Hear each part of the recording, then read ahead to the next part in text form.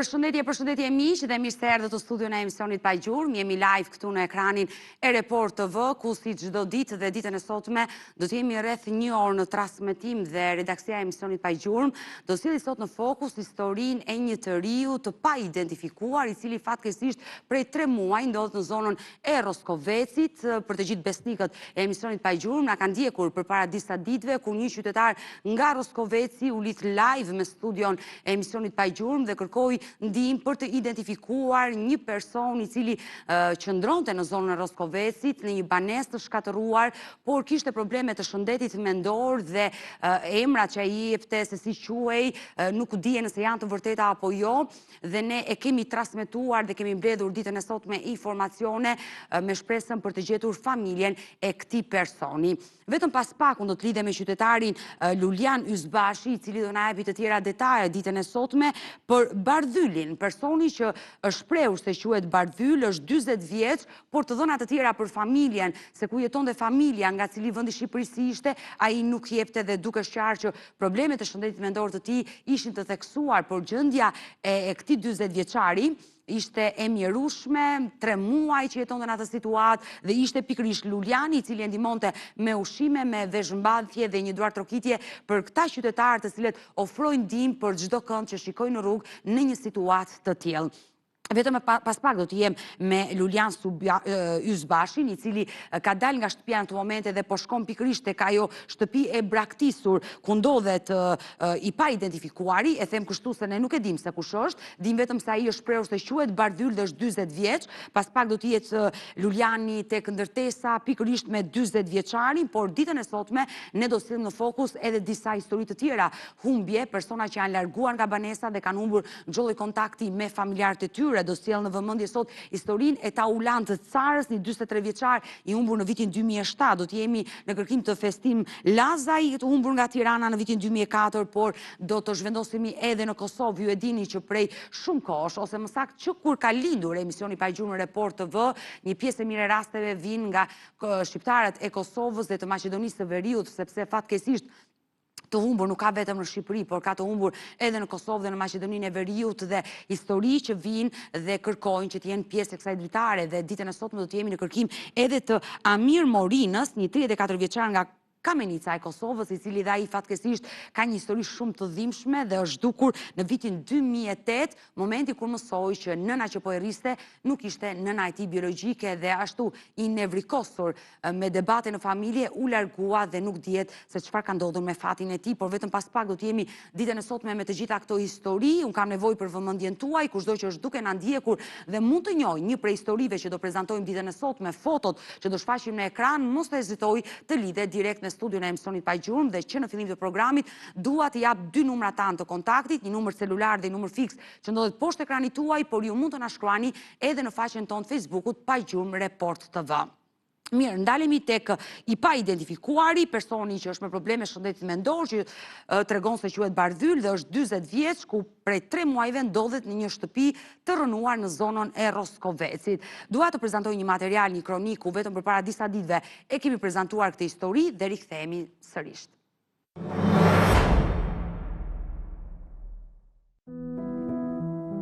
Një rast shqetësues është denoncuar në emisionin e datës 22 maj në Pa Gjurmë nga qyteti i Fierit në Roskovec. Në një lidhje direkte, qytetari Lulian Ysbashi ngriti alarmin për situatën e një të riu, i cili prej disa muajsh jetoni vetëm në kushte të vështira në një banesë të braktisur. Ti e ke pyetur për emrin, si është prezantuar ai, si quhet? Dikur më thosh kam qejf më thuash Bardhyl. A jeton në një banesë të braktisur? Po, është braktisur kjo, dikur ka qenë gabinë elektrike. Sipas qytetarit, i riu endet në zonë pa mbështetje familjare dhe pa kushtet minimale të jetesës. Ai apelon që institucionet përkatëse të ndërhyjnë për t'i ofruar ndihmë dhe kujdes. Ky person un kam 3 muaj që e njoh. 3 muaj që kam ofruar mbështetjen time, ndihmën time.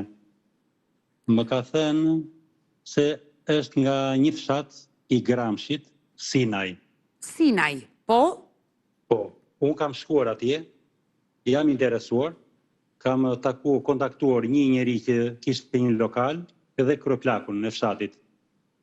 Po? Pasi i çoj fotot, më thonë që nuk e njohim.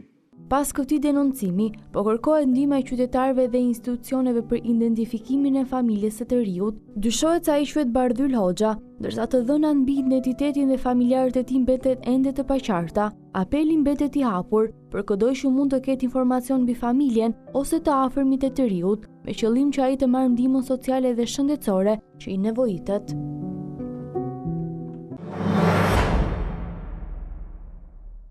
Pam disa momente, pikërisht vetëm përpara disa ditëve, ka qenë qytetari Lulian Ysbashi nga Roskoveci në një lidhje live me studion e emisionit Pa Gjurmë dhe pam edhe në momente kur ai na nxorin në kamër personin e pa identifikuar e theksoi që quhet Bardhyl, sipas tij dhe është vetëm 40 vjeç, ndërkohë që Lulian Ysbashi ka dalë nga shtëpia dhe ka mbërritur sërish tek ajo ndërtesë e braktisur ku jeton prej 3 muajve ky person dhe menjëherë dua ta përshëndes.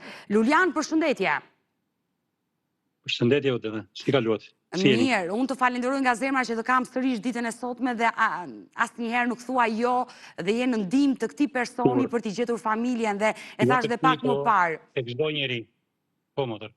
E thash dhe pak më parë për gjitha audiencën time që këta njerëz duhen duar trokitur që ofrojnë ndihma për persona që kanë probleme serioze me shëndetin dhe nuk e din kush janë dhe nuk është një ndihmë, është një detyrë që kemi si njerëz.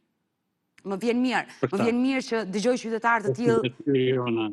Të gjithë të jemi të bashkuar dhe mos i lëmë në këto kushte. Të faleminderit i dashur Lulian. Lulian, ti ke mbërritur të ndërtesa, e kemi aty Bardhylin siç ai pretendon që quhet? Jo, nuk është. Unë në mëngjes sot i solla ushqim dhe Alia këtu varur, kur kam sjellë ushqimin tjetër tani, edhe e kam marrë ushqimin, ujin ja kam lënë këtu bidon e madh. Se i sjell me bidon që të mund E qartë, ai nuk ndodhet, është larguar nga ndërtesa në momentin që flasim. I kam plotësuar disa kushte këtej që të ketë mundësi të lajë. Jo, është larguar tani ka ndërrojë këtu, sepse këtu kemi drejt kemi diellin. Po. Tani. Dhe ju në mëngjes i sillni ushqimin, e bëni këtë 3 herë në ditë? Vend banimi diku, të amboshë ambientet dhe nuk do. E ri sigurisht është moshmadhore edhe i do ushqim. I sjell edhe gjëra të tjera që ka nevojë që mos më zihet kapës, mos vuaj. Sjell disa kumlla, sjell kivi, që të konsumojnë se mos ketë probleme. Sepse jeton në kushte që të mjerueshme, në një ndërtesë të braktisur dhe nuk dihet se kush është dhe nga vjen dhe si ka përfunduar në Roskovec.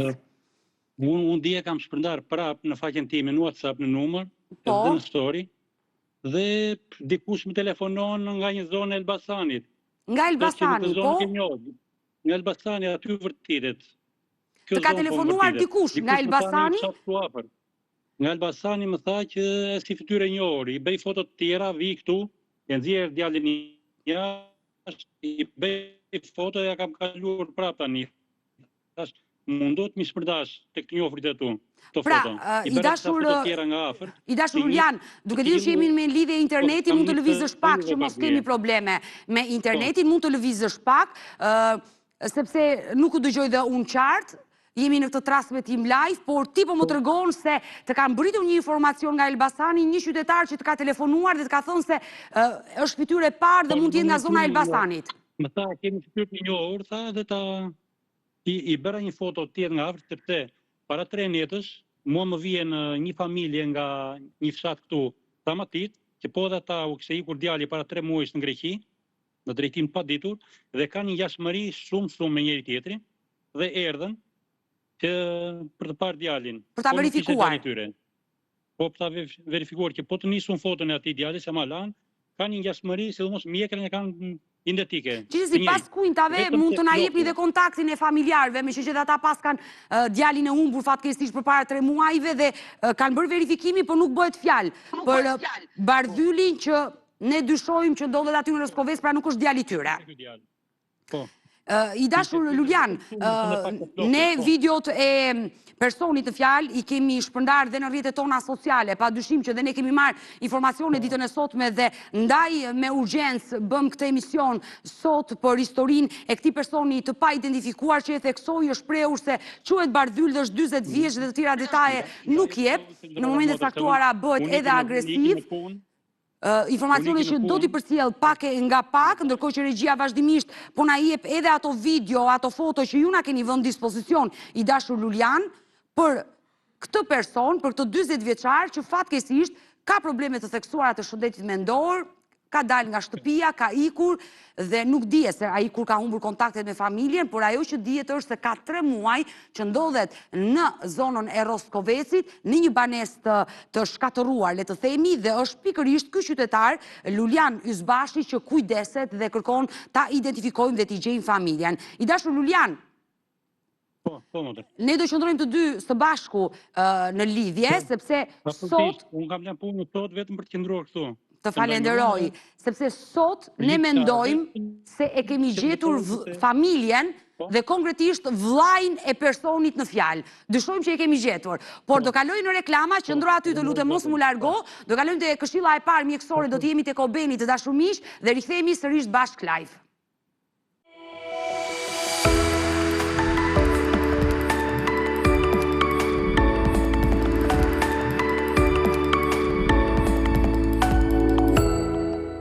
Mirë, jemi sërish bashk live dhe vazhdon të jetë ende në lidhje qytetari nga Roskoveci Lulian Ysbashi. Më dëgjon Lulian? Po. Atëherë po të thosha edhe pak më parë se ne kemi gjetur familjen e personit të pa identifikuar, që tani fal Zotit ai u identifikua, vërtet quhet Bardhyl. Do të thotë në shtetin time, Bardhyl quhet? Bardhyl e ka emrin, biemrin Hoxha dhe vllai i tij, Sajmir Hoxha, teksa ka parë transmetimin e emisionit Pa Gjurmë, momentin kur ti dhe unë kemi qenë bashkë në studio përpara disa ditëve, na ka telefonuar dhe na ka thënë që është vllai im, personi që ka dalë në emisionin Pa Gjurmë. Faleminderit madh Zot. Jo, faleminderit juve, por vllai ka ardhur në Report TV, unë dua ta ftoj zotin Sajmir në studio. Sajmir, përshëndetje dhe mirë se erdhe. Përshëndetje. Më vjen mirë që arritëm ta identifikoni vllajin tuaj, je gëzuar të paktën që e gjete vllajin. Sa kohë keni që keni humbur kontaktet me vllajin? Vllai ka rreth 8 muaj. 8 muaj i humbur. Që është shtator 2025.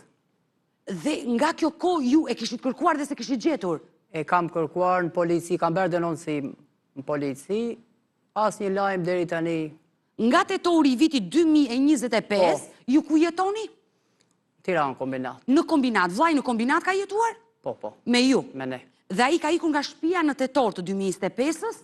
Po. Dhe ju e keni parë vetëm përpara disa ditëve në televizor vllajin? Ma ka dërguar një shok. Emisionin Tuaj. Po, ja foto e vllaj që po shikojmë? Po, ja ma ka dërguar pak, e pash. E kam këtu. Dhe me njëna telefonove? Po. U lumturove besoj? Po. Edhe pse e Se ka qko kisha shumë, kështu kisha merak, thosha kushe di që është bërë, vija policia, si lajmë, si gjë. Po një falenderim të madh duhet për Lulianin, që e kemi në lidhje. Lulian, se jam me vllajin e Bardhyl Hoxhës tashmë, quhet Bardhyl Hoxha, me Sajmirin, i cili do t'i japi një falenderim të madh nga zemra që ishit ju ai që faljush që u lidhet me emisionin Pa Gjurmë, u arrit t'i gjendej familja. Ja, e kemi këto, mund ta shikojmë. Nuk gjeja një tjetër, sepse po mundohesha me mënyrën time, por e vetmja zgjidhje që pash ishte vetëm ta publikoja tek juve. Të falenderoj. Ke diçka për ta pyetur i dashur Sajmir? Unë qesh edhe pardije, më Ja, fal. po. Si e mirë? Mirë, vlla, juve si jeni? Mirë, faleminderit. Unë qesh edhe pardije këtu në të Roskovec, në polici. Po? Dëgjon? Po, të dëgjon, po. Edhe unë interesova aty, nuk e gjetëm. Vllajin.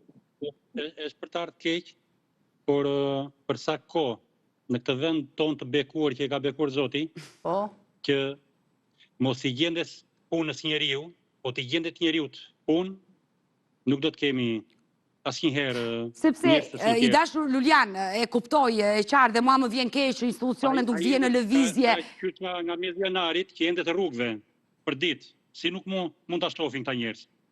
E qartë. Ai ende të rrugëve. I dashur Lulian, Sajmiri sapo e ka parë emisionin Pa Gjurmë, me njëherë është nisur drejt Roskovecit, nuk ka patur numrin tuaj që të lidhet me ju, por ka shkuar në polici. Policia e ka thënë që ne nuk di gjë për këtë lajm. Ndërkohë që vllai është në Roskovec akoma. Më falë, unë interesova... 2 orë kam detyruar unë bashkë me te.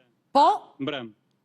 Kemi ndajtur mbi 2 orë bashkë, se unë vim, madje i kisha shtruar këto tullat, Po? ja kisha hequr këtu që mos më pengohet kur vjen natën, ai ka marrë prapë i ka çuar këtu. E thot, mos më lëviz atje ku dua unë, thot. Mos i lëviz, e qartë. Jo, mos më lëviz, thot. Aty ku i dua unë, atje leri. E di. E di vlajnë, a i nuk, unë e di, si që ke shprehur dhe ti, a i nuk lahet, nuk ndrohet ashurri. Se është me probleme, është me kartel vlaj. Bidona i sjell këtu që të lahet. E një faleminderit madh, duhet i thuash. Dhe mora një ditë makinë, e tova kemi liqenin afër këtu, i thash në kujdesin tim, hajde, që të lahesh. Një faleminderit madhe në ana ime ty. Zoti të bekov, Julian. Absolutisht. Sinqerisht, që je kujdesur. Detyra jonë njerëzore që të kujdesemi për të gjithë këta. Edhe shumë që kam që hasë rrugëve, edhe nuk mund t'i le. Faleminderit shumë nga zemra. Faleminderit vëlla. Atëre, i dashur Lulian, tashmë u identifikua personi, sa vjeç është vllai, 40? 41. Është 85 Bardhuli. I vjen atë 185. 95. Po vetë lindja? Lindja si ma ngramsh. Është 80... Jo, është 85, një vjen atë 185. 95, është 95 gabova unë. Jo, 95. Po pra, i bje fiks për 21 vjeç. Vetë lindje ku e ka? Ku e keni vetë? Siman. Në Siman të kujt? Siman, të Gramshit. Të Gramshit, por jeni zhvendosur dhe jeni në... Kemi rreth 10 vjet që jetoni në Tiranë. Në Tiranë, rrim me Tiranë, kombinat. Dhe ju ishit, le të themi, vllai kujdestar për të, që kujdeseshit. Atë ditë që ikun... Unë punoj, nuk e se kujdesem, unë jam punë me i pikë skrapi këtu. Ele në shtëpi? Edhe ele në shtëpi. Ju me kë jetoni tjetër? Me vllain tjetër. Po dhe i ka qenë në punë në moment. Pra, nuk keni kryuar familje? Jemi 3 vlezër, jo. Jeni 3 vlezër që jetoni në një shtëpi? Po. Prindrit janë i jetë? Prindrit nuk i kemi. A, kanë ndruar jetë. Pra, jeni 3 vlezër? 3 vlezër. Jeni ju, Bardhyli dhe? Bardhyli është i madhi. Është më i madhi Bardhyli, po? Po na qunat, po jemi 6 fëmijë. E qartë, por ju jeni 3 më të vegjëlit? Po. Që jeni pa martuar dhe jetoni të 3 bashkë në zonën e kombinatit. Është Bardhyli, jeti sa i mirë dhe? Geri. Geri, sa i mirë, ju dhe Geri jeni kujdesur për Bardhyli? Po. Nena Raziko. Biles Geri ka marrë kujdestarinë e Bardhylit. E Bardhylit, por që ju keni që në punë atë ditë kur ai ka ikur. Në punë. I dashur Lulian, ju misionin e çuat deri në fund dhe një bravo të madhe. Numrin tuaj tashmë ne do t'ja kalojmë. Ne numrin tuaj do t'ja kalojmë më njëherë sa i mirit. Atëherë përfundon misioni im. E qartë, numrin tuaj do t'ja kalojmë sa i mirit, a i do dhëtoj me njëherë drejt Roskovecit, ndërkohë do doja që ditën e sotme, gjatë kohës që ishim në këtë lidhje live, të vinte edhe Bardhyli, të kthehej te godina e tij, por ai nuk ka ardhur akoma. Do dal me makinë se unë një natë që erdha vonë, pret ushqimin ai rreth orës 6 ja sjellun. Unë atë natë isha në punë vonë, isha në Malësi, se unë merrem me frutat e egër, tropojës. Po. Isha në tropoj, u ktheva vonë. Erdha diku në ora 8. Ai kishte dalë edhe kam gjetur në një fshat Marinz natën. Po e kërkonte ushqim se mendoj se nuk do vija unë.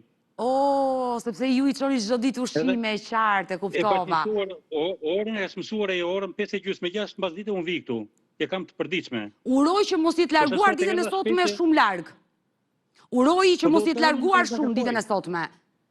Do dalë se deri në Zharz e këtej vjen ai. E qartë. Nëse e njihni zonën.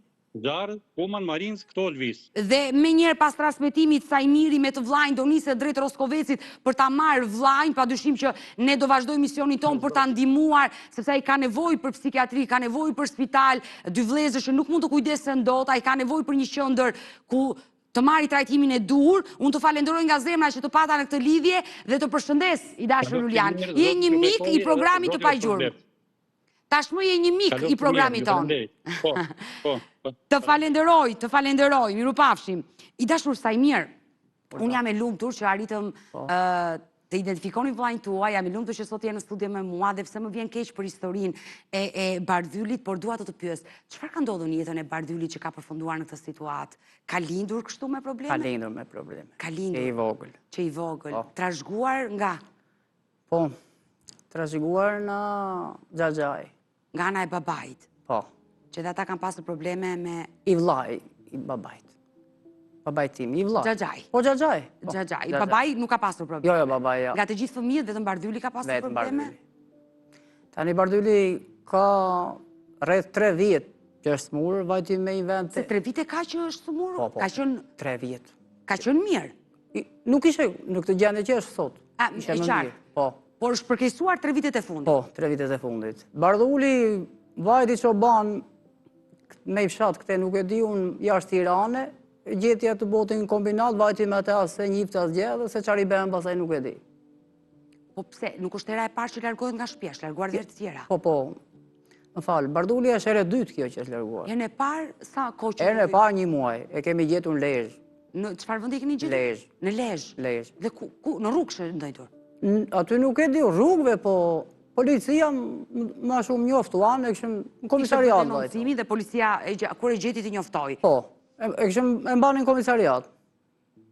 Njoftuan mua, vajta e morën me makinë e policisë. Por ti dyshon që vllai ndoshta edhe mund ta shfrytëzojnë për punë? Jo. Se më the, e morën çoban edhe nuk e di çfarë i bën. Atere se çfarë i bën, vajti vetë, ky çoban me lopë. Në çfarë vendi të... Nuk e di, se edhe unë e kam arruar me i fshat. Po kush e solli në shtëpi apo erdhi vetë? Vetë erdi, edhe unë u habita, po se çfarë i bën ati e ravnë, nuk e di. Po pse e dyshon këtë? E tha vetë, u shpreh Bardhyli apo? U shpreh Bardhyli. Çfarë ju tha? Që më dhunuan? Po. E zëngë me ata. Po kjo është është shfrytëzim dhe kish trajtim. Po. Dhe është e dhimbshme nëse ka njerëz të tillë që po, ka. Mund të shfrytëzojnë një person. E si dha as lek, punove 2-3 muaja, dhe kur eri pasaj që tërbuar Bardhuli. Erdhi në një gjendje të rënduar. Po. Se Bardhulit nuk i ka ecur, po kot që vajtit e me te. Se dhe ku vita dhe s'kra parë, se këshu ka vajtu me çoban vite Bardhuli, vinë dhe me qartë e tjetëri, dhe nuk jep një lekt. Dhe nuk jep një lekt. E bani si jep një lekt. Ashtu i ka ecur Bardhulit. Është e dhimbshme në fakt dhe nuk është historia e parë që dëgjoj në Shqipëri, në zonat e Skraparit apo të Përmetit, të Sarandës. Tani ai e ka umur Bardhuli, ai s'di dhe emrin e vet nuk e di si e ka. Ta pyes Bardhul. Për familje nuk ka dhënë shumë detaje, nuk i mbante. Emrin e vet e tha Bardhyl, quhen Bardhyl dhe jam 40 vjeç tha. Vetëm kaq tha, të tjerat nuk i tregoj. I ka umur ai. Por vetëm një radhë atëherë në kur e gjetëm në Lezhë, jam 44 vjeç tha. Jo, thash në Bardhul e ke gabim, jo. E ka umur ai. E kur e sonë kombinat me makinë, nuk e mbante me mend kombinatin, që ne kemi rreth 10 vjetë që kemi kombinat, jetojmë kombinat. Situata e ti është rënduar dhe përkeqësuar më shumë tani. Ti që e nje vllajnë, nga situata që e shikon është përkeqësuar më shumë. Më shumë. Ashtu, ikën rrugëve, mba në ekur, ashtu bërtet. Është agresiv i dhunshëm? Agresiv, po. Po nuk keni kërkuar në ndihmë për vllajin? Ne kemi kërkuar, po nuk... Se nësa i është agresiv, i dhunshëm, është i rrezikshëm jo vetëm për familjen, por edhe për komunitetin ku jetoni. E di, po. Bardhyli nuk... Jo, po Bardhyli është i sëmurë, nuk e mendon. Ju, vetë si vlezër, keni kërkuar ndihmë tek institucionet? Ne kemi quar spital të psikiatria, nuk e mbajnë. E kemi quar rreth 3 herë. Ka mund me letra me të gjitha. E çfarë ju kanë thënë? 2 javë kurojnë. Ajde merret lirë. Bardhuli, kur është në spital, i pi kokrat, rregullisë, se ka frikë atje, dhe gjylperat. Kur del, nuk e që ben me Bardhulit. Nuk i pi? Ja, nuk i pi. E pa mundur nga ana juaj të vllajt? Jo, pa mundur, mundohemi ne, jo. E pa mundur. Dhunë përdorë në familje? Po ta ngallsh, po. Por ju mundoheni ta qetësoni kur është në situata... Bërtet, ben, e ikën. Aje ka tashu, zakonshme, ditë, natë, Bardhulin. Dhe kjo është e dhimbshme, gjithë kjo situatë. Por vllai tjetër Geri, edhe ai kur e pa programin dhe pa të vllajin, ti e njoftove? U gëzua, unë e njoftova, se më njoftoj një shok në Skrapari, që na nje, ma dërgoj pak. Që ka dalë të emisioni pa gjuhë? Po, ma dërgoj. Çfarë tha Geri, se Geri ka dhe kujdestarin, le të themi të vllajt? U gëzua, u se prizja, u të rëndita shumë kur e pash, u të rëndita. Po në këto 8 muaj, nuk të kështë shkuar mendje të vjetë emisioni pa gjuhë ta kërkoje?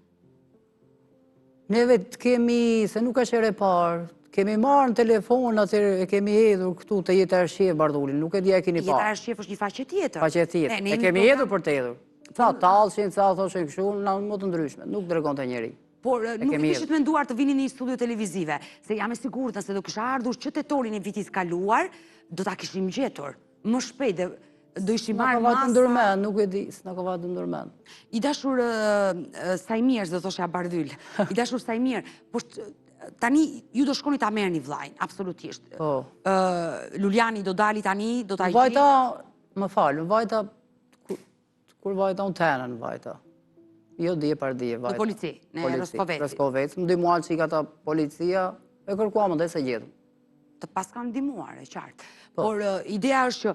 Dhe në këtë e këti personit, u interesuan ata nuk e gjithëm dot. Se gjithëm dot. Dhe ti na more ne.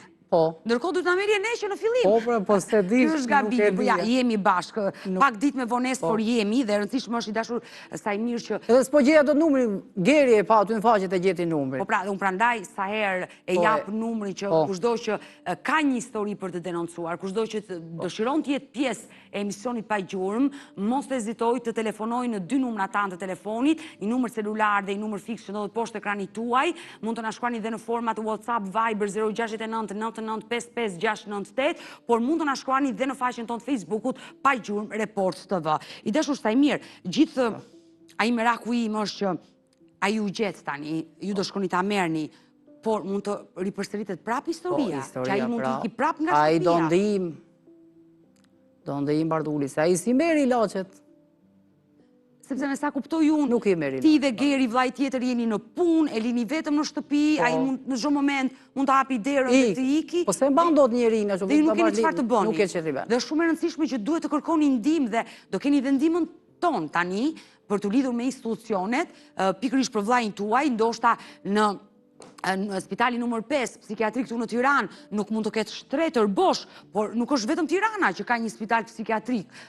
Ka dhe qytet tjera, Elbasani, Vlora. Më fal, unë jam interesuar të doktorit, thot, për në Elbasani i kam thënë, më thot, nuk ka, thot, i mbajnë 2 javë i nxirr. Psikiatrisë, doktorit. Mirë, po këta njerëz nuk mund t'i lëmë në rrugë. Nëse një vlla thotë që unë nuk e mbaj dot. Unë nuk e mbaj dot, se po pra, dhe ne nuk mund ta lëmë në rrugë. Nuk e mbaj dot. 40 vjeçar, 41 vjeçar në një situatë të tillë. Ai e ka të prershme, ka smundje. Po pra, ai ka probleme të rënda. Ne nuk e dim diagnozën. E dini ju diagnozën? Kështu si i thon diagnozën e dini? Më fal, e kam diagnozën. Mirë, okay. Skizofren thot. Skizofreni. Po. Kështu që ne nuk mund ta lëmë në rrugë. I kam me kartelat gjitha, si kam marrë letër. Dhe është shumë e rëndësishme që edhe pas kuintave, ne do ngelemi bashkë në kontakti dashur sa i mirë, do vazhdosh të flasësh dhe me gazetarët e mia, ne do lidhemi me institucionet për ta çuar një psikiatri Bardhyl Hoxhën, e urojmë që ai të shërohet, por gjendja në cilën ai ndodhet duket që është e rënduar, ai ka nevojë për një kohë shumë të gjatë spitalor, por më vjen mirë që e gjete vllain, u lumturove dhe pse brenda zemrës vuan kur e shikon në këtë situatë. Po, më faleminderit juve misionin. Unë uroj që ai mos të humbasi më. Faleminderit. Dhe uroj që të gjende zgjidhja më e mirë për Bardhylin. Faleminderit shumë. Faleminderit sa i mirë që të pata sot në studio. Do qëndrosh aty, do të përcjell unë, pasi më duhet të kaloj në reklama në këtë moment e dashur miq dhe rikthehemi sërish bashkë live.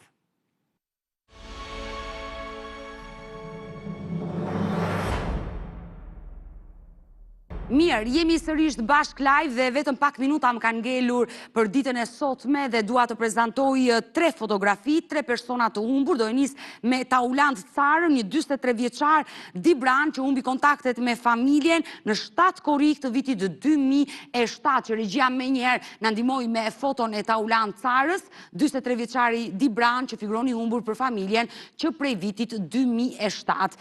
Do të sjell në fokus dhe historinë e Neritan Lazaj, apo ndryshe siç njihet me emrin Festim Lazaj, pasi i ka ndryshuar emrin, është 46 vjeç Neritan Lazaj, vendlindja Fier, ka humbur kontaktet me familjen në 31 janar të vitit 2004, po nga kryeqyteti.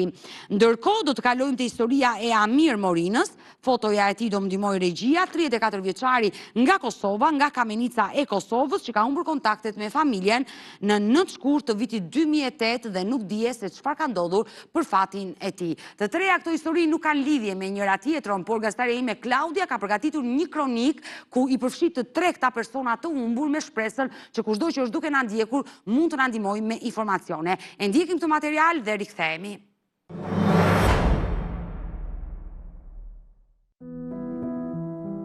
Janë histori që kanë sfiduar kohën, hetimet dhe shpresën e familjarëve. 3 të rinj shqiptar në periudha dhe rrethana të ndryshme u larguan nga jeta e përditshme pa lënë asnjë gjurmë.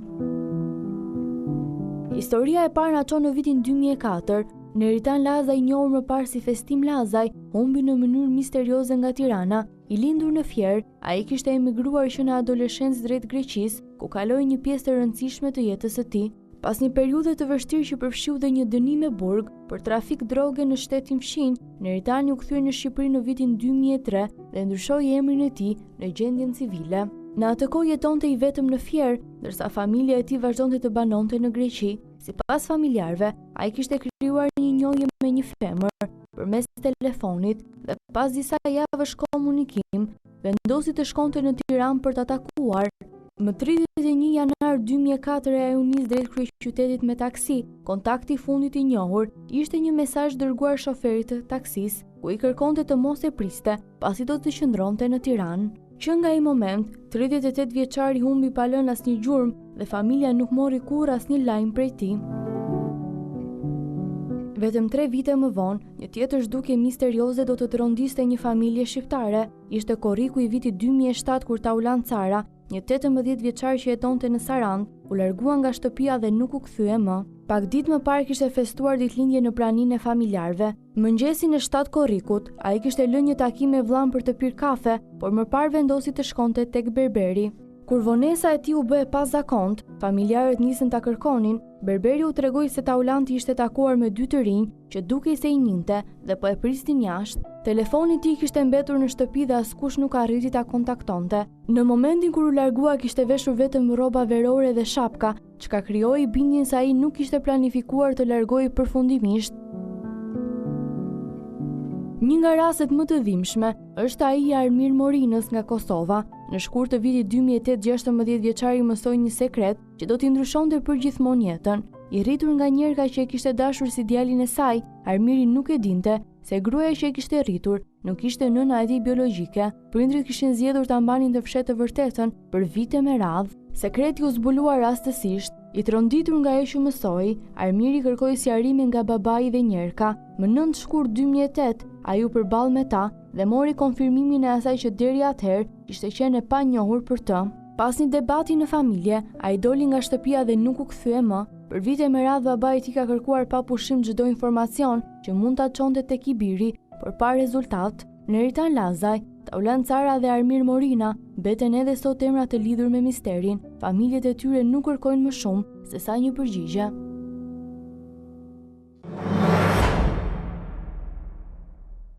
Dëgjuam këto histori humbje të dashur miq, që bëj thirrje nga studio e emisionit Pa Gjurmë, për çdo që ka informacion është i lutur të lidhet me studion e emisionit Pa Gjurmë, ku vazhdimisht e jap kontaktin ton. Kemi 2 numra në dispozicion, një numër fiks dhe një numër celular që ndodhet poshtë ekranit tuaj, ku redaksia ime do t'i përgjigje çdo lloj telefonate në çdo moment të ditës, por ju mund të na shkruani edhe në faqen tonë të Facebookut Pa Gjurmë Report TV. Ju falenderoj që ndruat me mua deri në fund të programit. Ne bashkë do të takohemi sërish të nesër live ora 16.